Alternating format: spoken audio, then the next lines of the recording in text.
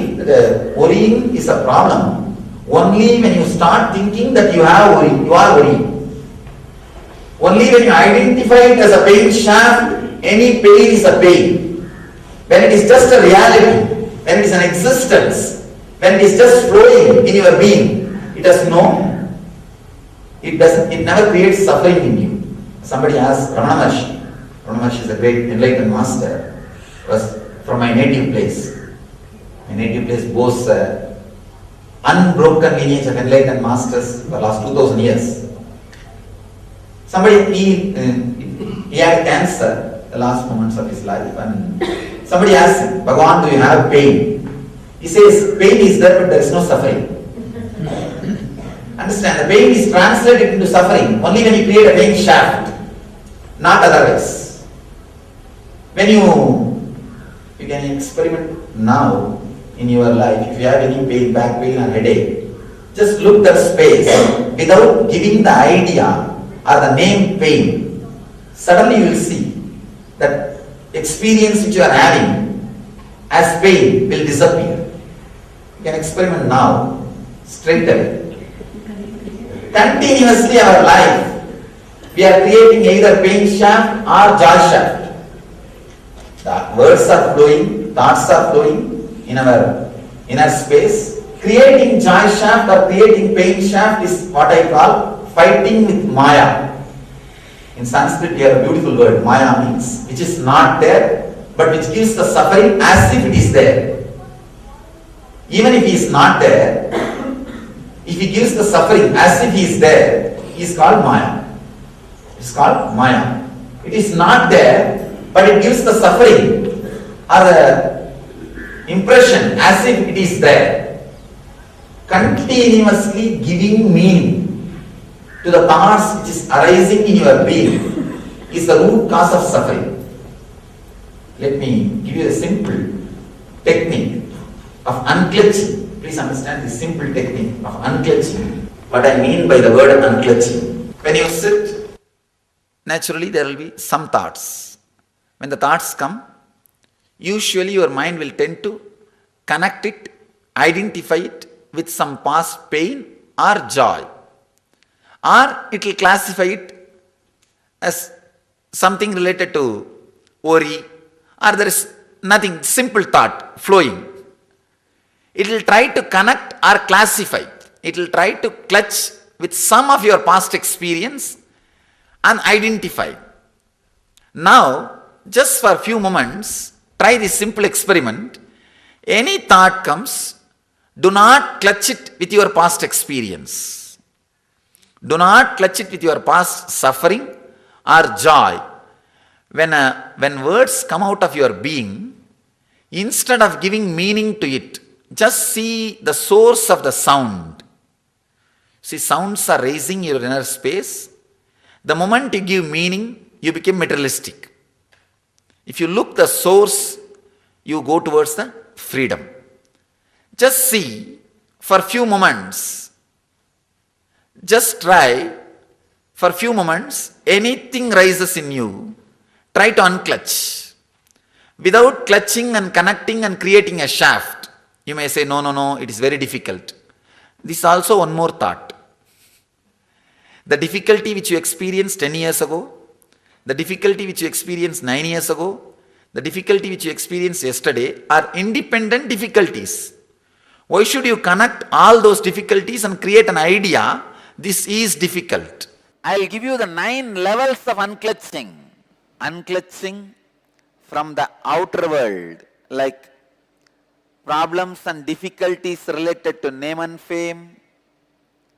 Devotees, disciples, please note down in your book of heart. 9 unclutching. Please note down in your book of heart. 9 different levels of unclutching.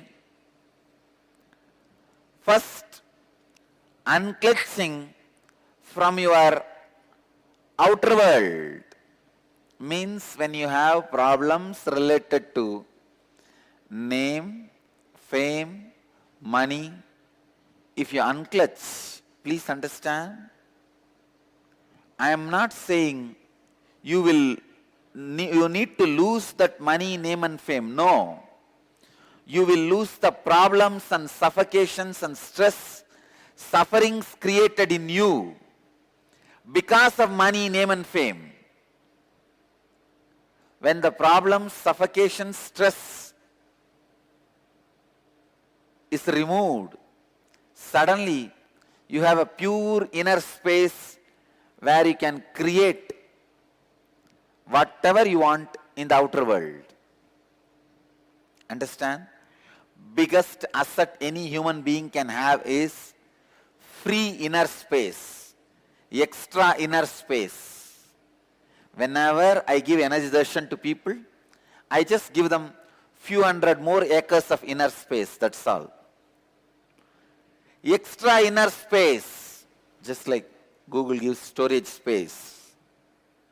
Extra inner space is the ultimate wealth. Wealth is not the billions of dollars you have, or the relationships you have, or the bungalows, properties you have. The real wealth is extra inner space you have. The space you have inside, free space, in which you can do your creativity, you can do your creation. That extra free inner space is the real wealth. When you unclutch from the difficulties, stress, sufferings, suffocation created by money, name and fame, you achieve that ultimate wealth, extra free inner space. Second, unclutch from the outer world identities. The identities you carry, social identity, professional identity, racial identity, national identity. Sometimes you think you identify yourself based on your religion, your country, your race, your caste, your community, your creed. Please understand, this racial identity, national identity is responsible for millions of people dying every year in the planet Earth. World's worst terrorist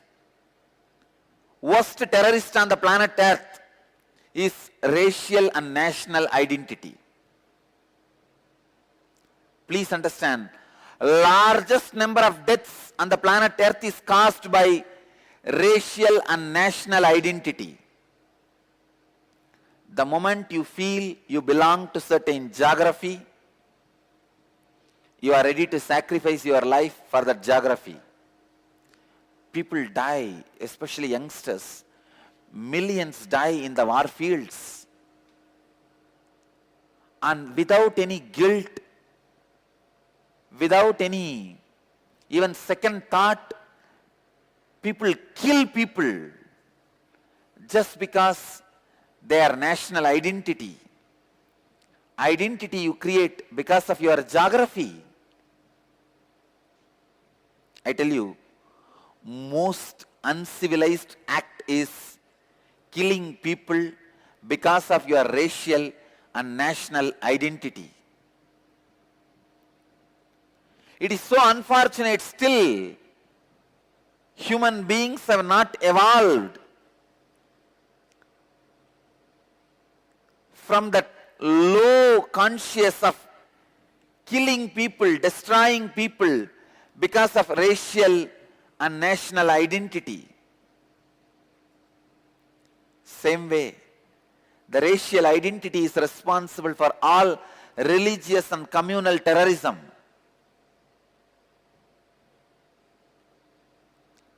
Unclutch from social, professional, racial, national identities, you will see so much of peace, joy, bliss happening in you. Universal intelligence awakens in you the moment you unclutch from low-level identities. The moment you unclutch from racial, national identities, immediately the universal intelligence awakens in you. Third, unclutching. Unclutching from thoughts, verbalization and visualization happening inside.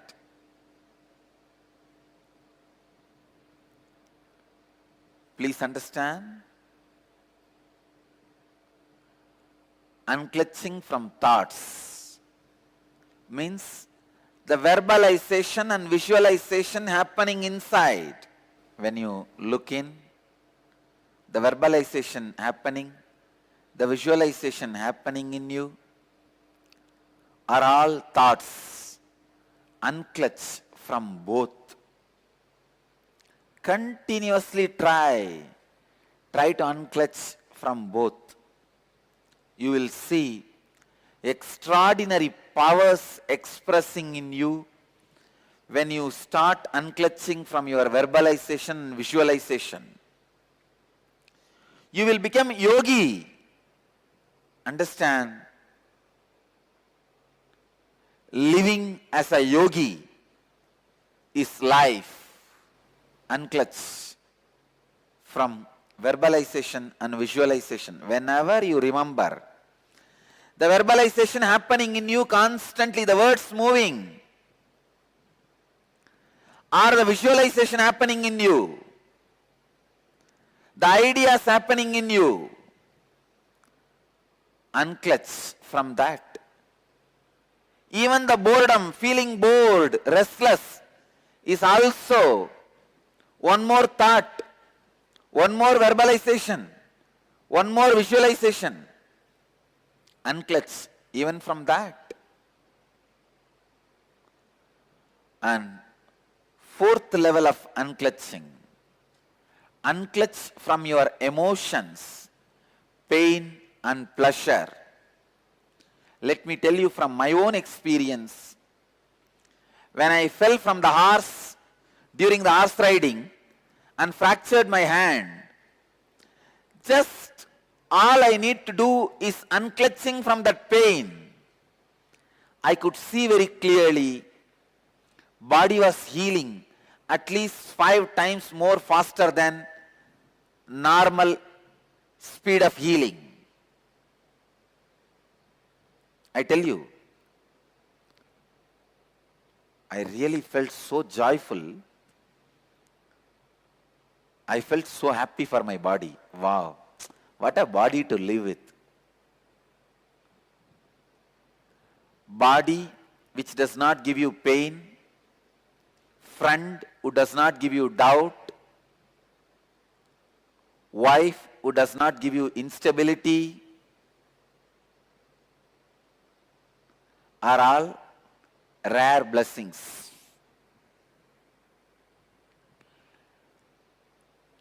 Body which does not give you pain is such a joy to live with that body. I know I don't have pain because I received the blessings of many yogis and did many techniques, but when you see that literally in your life as experience, I felt, oh God, what an achievement. I felt such big relief. I tell you, when you unclutch from pain and pleasures, not only you are free from it, even your health improves drastically. Fifth, unclutching. Unclutching from the inner world identities like parental conditioning, ahankara and mamakara. Ahankara means the idea you project about yourself to others. Mamakara means the idea you believe about you as you inside you. See, always The idea you project to others about you will be more than what you are. Mamakara. The idea you believe about you in the inner self is always lower than you. Idea you project on others, an idea you project on yourself. This ahamkara and mamakara,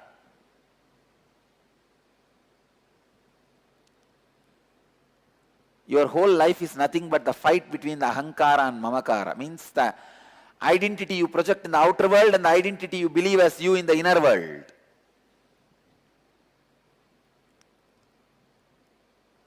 Unclutch from inner world identities, both the identities. Unclutch from the identity you project to the outer world, unclutch from the identity you believe as you in the inner world. Sixth level of unclutching. Unclutch from the bio-memories. Means the very patterns you are carrying. Pattern of depression, pattern of pain, pattern of irritation, patterns of suffering, patterns of your own ideas. You need to realize the truth. You are not even orphan. Orphan means what? You are alone. Everybody else is your enemy.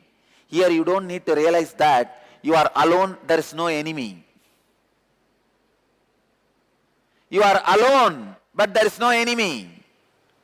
If you are alone, how can there be enemy? Only if there is somebody else, there can be enemies.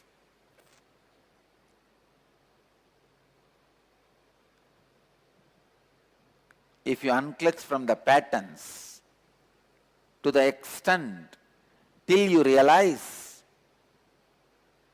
there is no patterns in reality. In reality, you are alone. In reality, you are just existing. Kevala.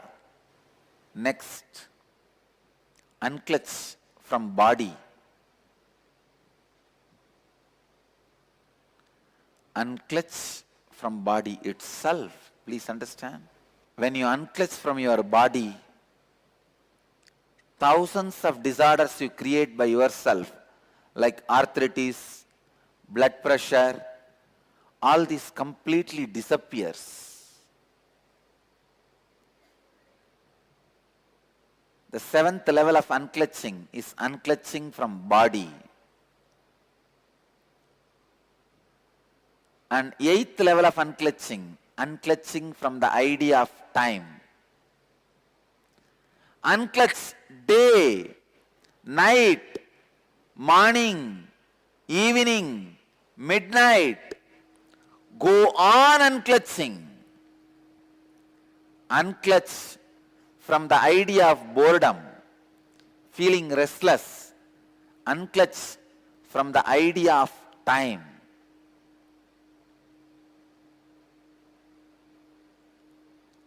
I tell you, time is the greatest myth you are carrying in your life. That is the worst conditioning you are carrying. Actually, there is no such thing as time. Sun rises and sets, moon rises and sets, stars move, planet moves, life moves. That's all. Where is time? You rise, live, disappear. That's all. Where is time? Time is one of the myths like a clothes. You forget human body does not come with clothes. How many of you remember? I tell you, none of us remember. Human body comes to planet Earth without clothes, goes out without clothes. We think human body comes with clothes and goes with clothes. Just like a cloth, class is the illusion which has become part of your biomemory. Time is an illusion which has become part of your very consciousness itself. So unclutch from the idea of time. Ultimately, the 9th level of unclutching, unclutching from the very idea I. Unclutch from that very idea I. In every level of unclutching, in every aspect of unclutching, you will experience some new free dimension of you. You will experience some extraordinary experiences or expressions. I tell you, all the auspicious things of life and beyond life is achieved just by this one process, unclutching. Just by this one technique, unclutching. Just this one technique, unclutching. These 9 levels of unclutching, the 9th level is unclutching from the very idea I. The I. The very idea I is the source of everything you experience, you perceive. Unclutching from that very source, the idea of I. You can start in these 9 levels, any one level. Because of the benefits and experiences you will have, simply you will move to next level and experience all 9 levels.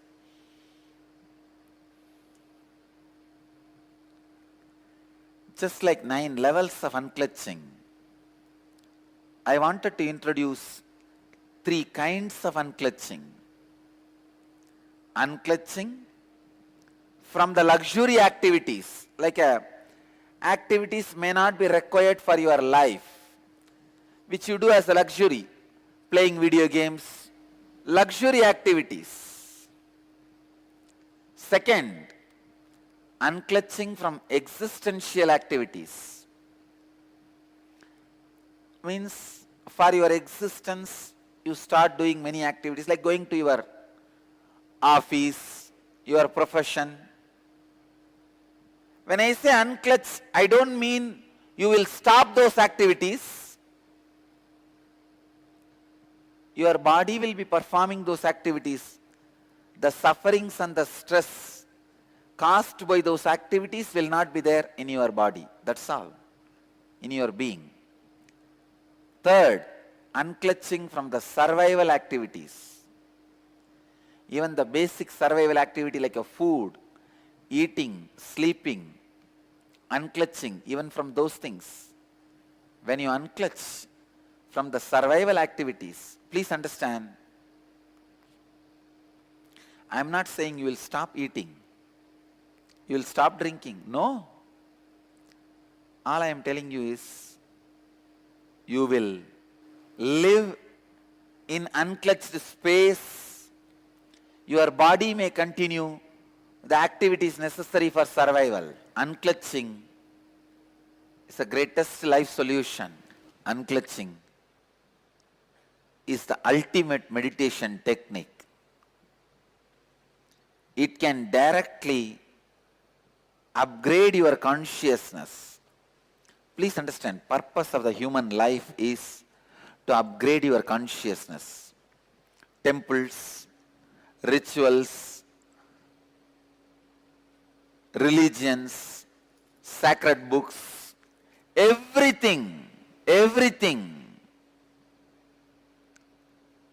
is just for upgrading your consciousness, raising your consciousness. The very reason of your human body, existence of your human body, is to raise your consciousness. See, when your consciousness raises, automatically you become leader of your life, lord of your life. You become God for yourself, Ishvara for your life. Becoming Ishvara of your own life is the basic necessity for every human being. You need to become Lord of your life. You need to raise your consciousness. Unclutching liberates you instantaneously.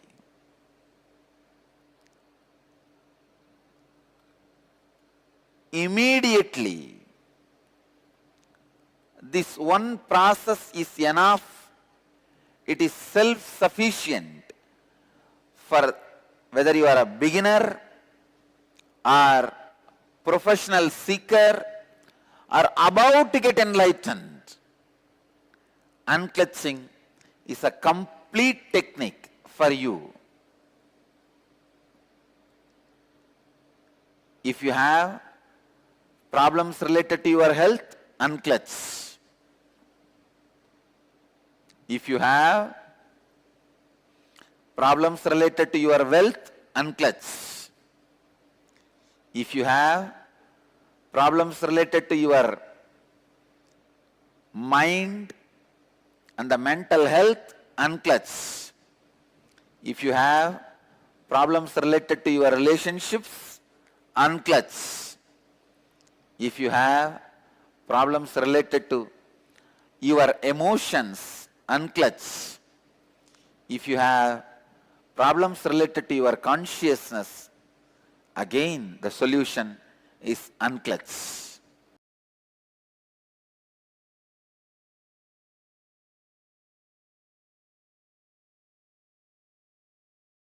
Yes, powerful introduction to the process of unclutching from the Supreme Pontiff of Hinduism.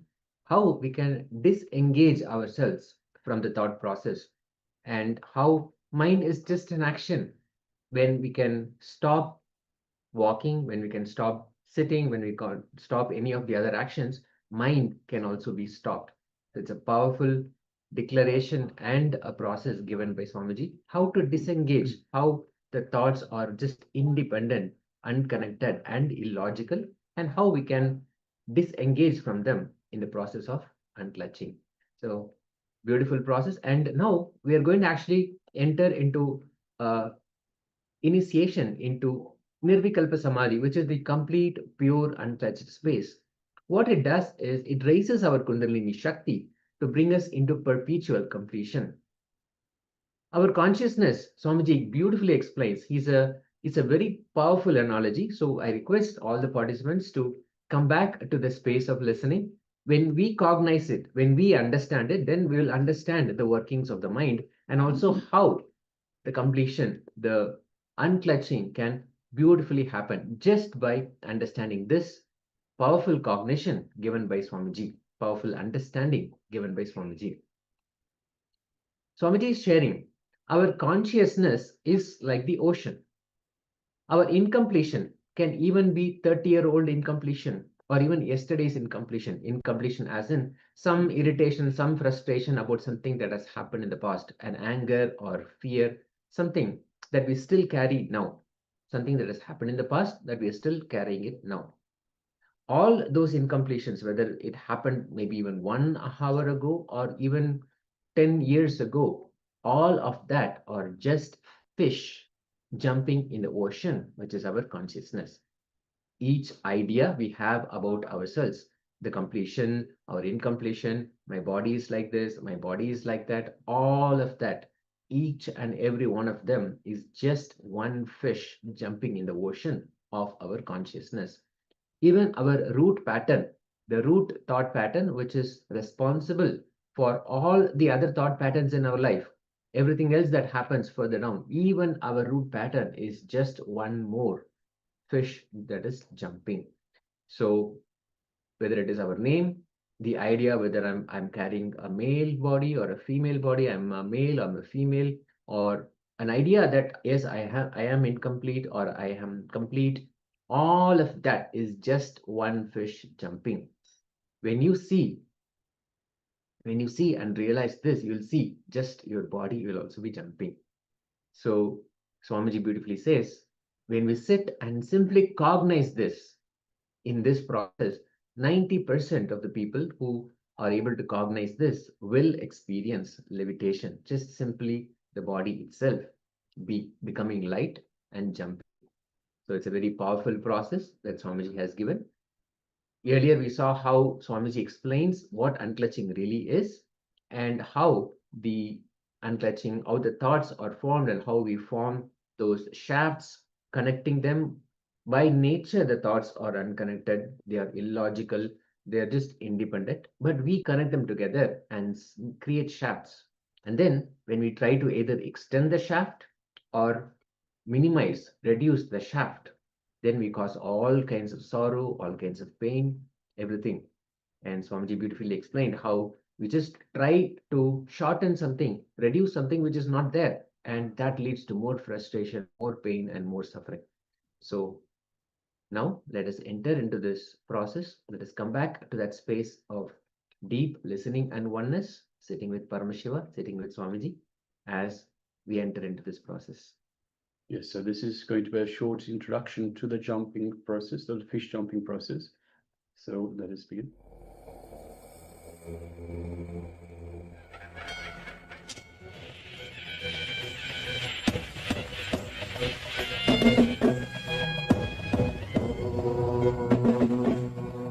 I'll describe the technique and you can do only one part, the unclutching part. See, the technique is 5-step. The first step, it's like a preparing you. The 3 steps are just preparation. 4th step is the unclutching, the exact meditation. 5th step is more or less like a relaxing, settling with the regular life.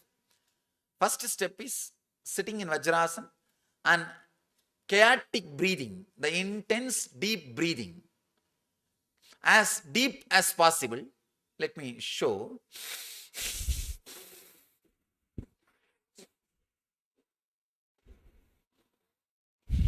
As deep as possible. First 7 minutes. This as fast as possible. The second step, it's one kind of a pranayam. Second step, intense humming. Let me show.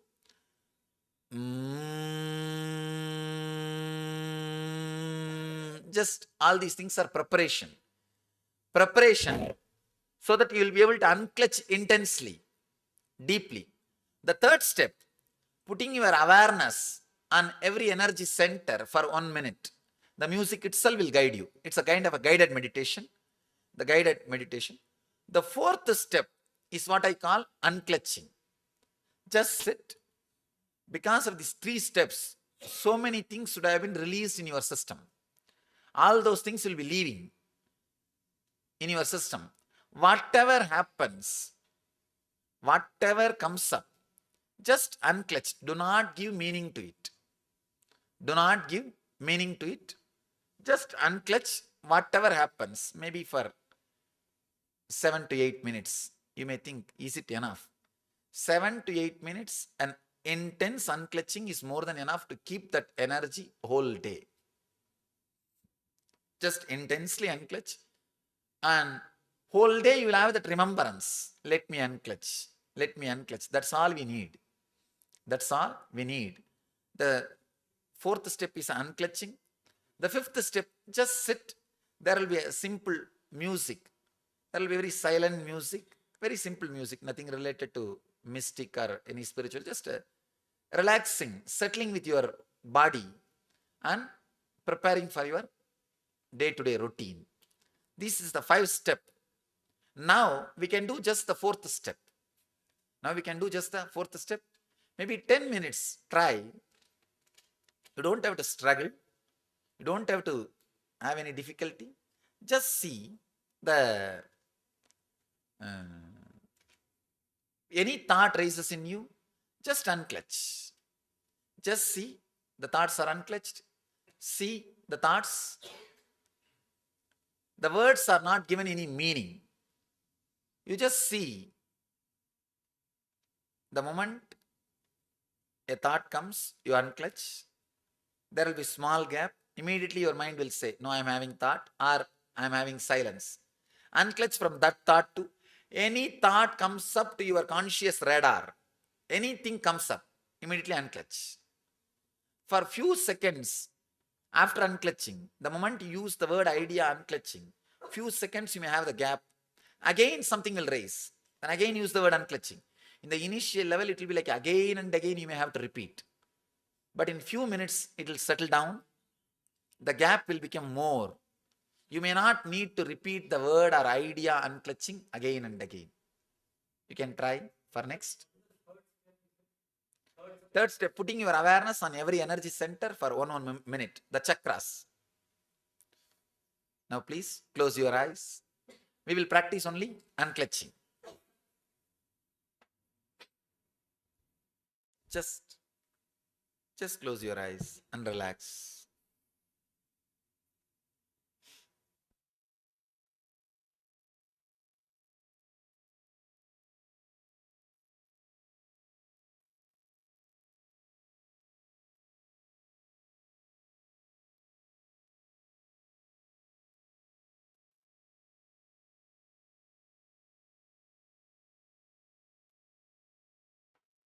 But if you go through this technique, like a first step, breathing, then the humming, then visualization, the unclutching will be very intense and deep. Thank you. Thank you.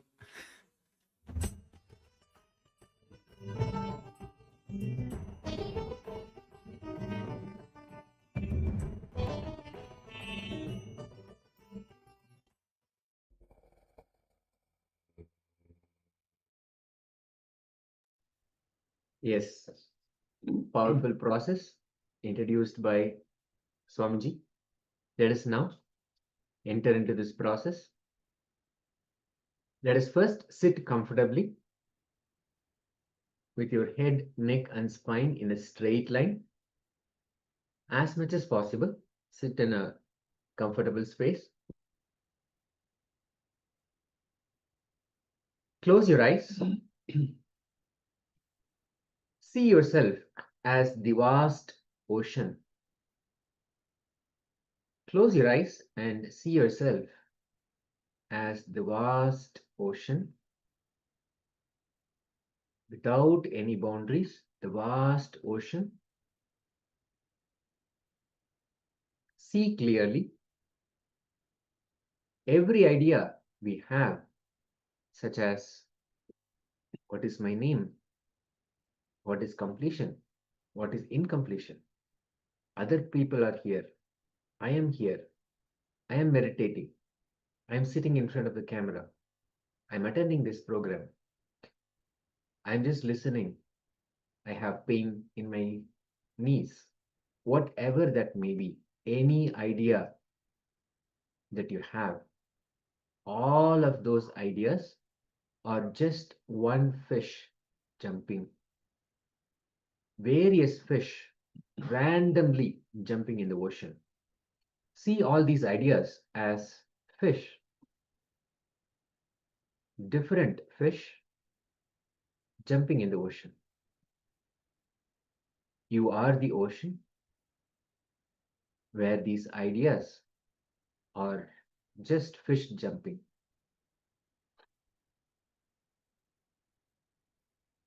Again and again, visualize you are the ocean. All the thoughts, whether it is the thoughts about your body, the mind, name, all of this are just fish randomly jumping and spontaneously. There is no connection between one and another. Spontaneously just jumping. random. Visualize again and again. You are the ocean. Any thought you're having is just another fish jumping in the ocean. Let us continue again and again, bringing back that visualization.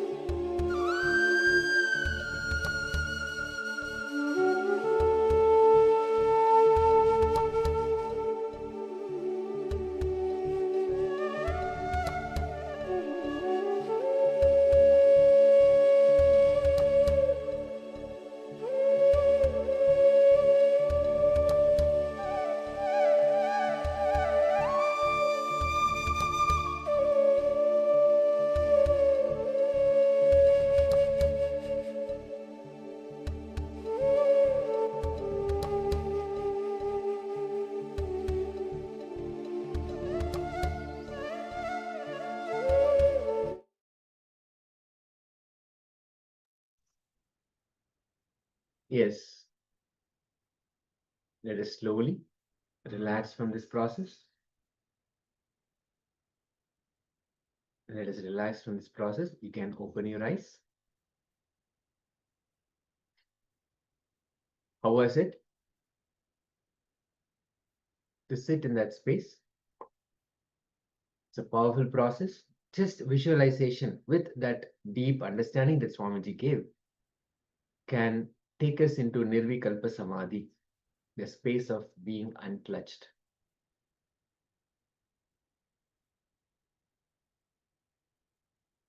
So let's have a quick moment.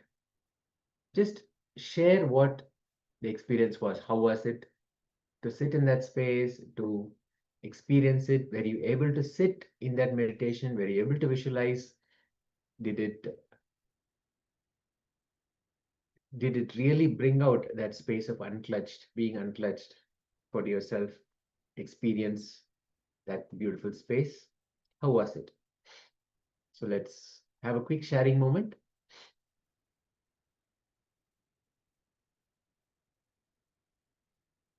And another call for all the participants to please have your cameras on and also be available on camera.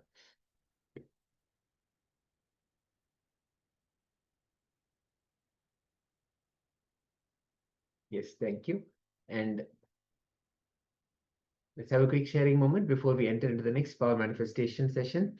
Now, again, we will be manifesting the power of changing the body temperature in this section. Actually, we'll be manifesting the power of scanning the body. We'll be scanning the entire body. We'll first listen to the Shastra Pramana, the scriptural reference of this science, this power of body scanning. Swadehe jagato vapi sukshma sukshmatarani cha tatvani yani nilayam dhyatavante vyajayate para. We'll just read that one more time. Swadehe jagato vapi sukshma sukshmatarani cha tatvani yani nilayam dhyatvante vyajate para. The translation says, cognize deeply that from the subtle to the subtlest constitutive principle of your whole body, of the whole universe, simultaneously consist of the existential reality. They are being absorbed in the source, cause, Sadashiva. By the experience of such restful awareness, one becomes complete from all thoughts, and the ultimate universal divine power, Adi Shakti, reveals and the superpower manifestation happens.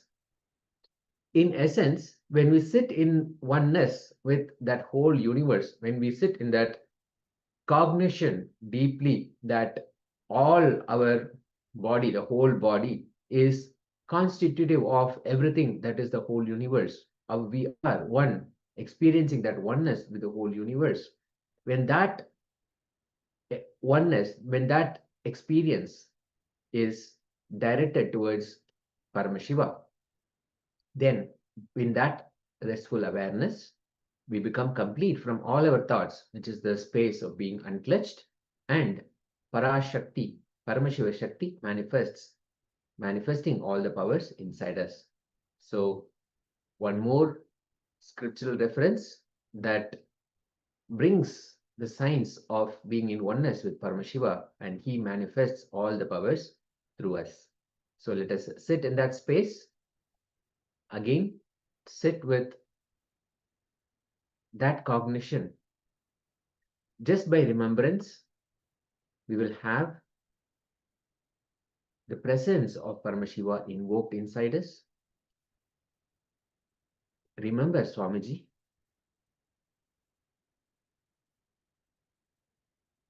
Your powerful moment with Swamiji, the ultimate manifestation of Paramashiva, sitting in that space, experiencing his presence in your inner space.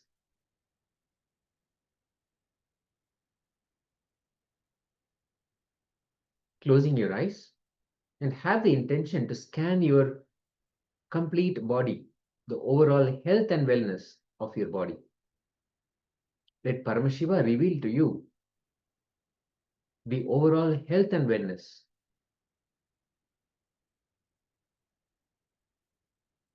of your body. Sit in that presence, chanting the Mahavakya intensely. Om Nityananda Paramashivoham. Om Nityananda Paramashivoham. Om Nityananda Paramashivoham. Intensely chant, being in that space of oneness with Paramashiva. Let Paramashiva reveal the overall health and wellness of our body. Let's start. Nityananda Paramashivoham.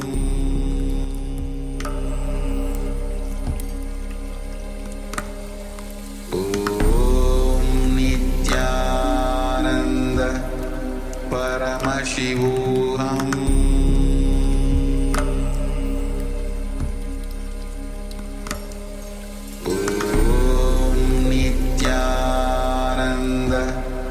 Paramashivoham.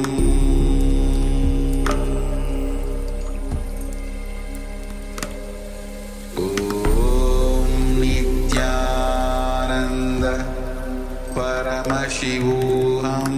Om Nityananda Paramashivoham. Paramashivoham. Om Nityananda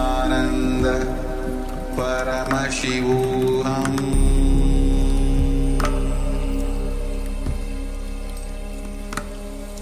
Om Nityananda Paramashivoham.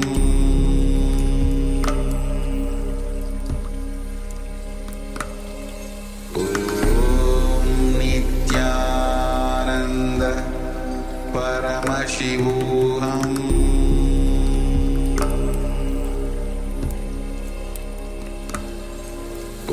Om Nityananda Paramashivoham.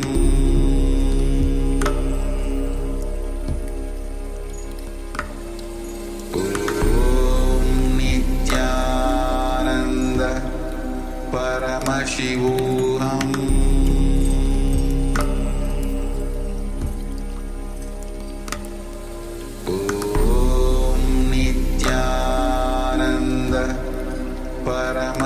Paramashivoham.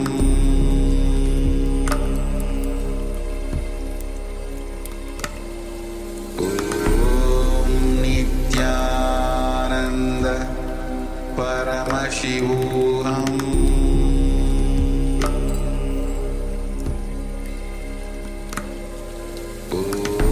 Om Nityananda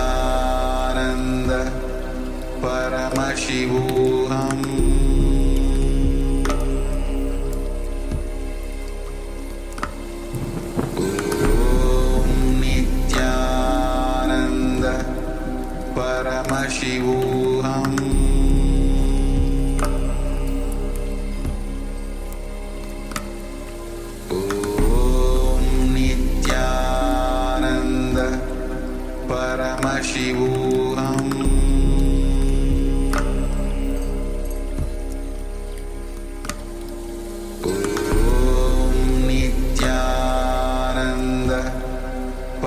Paramashivoham.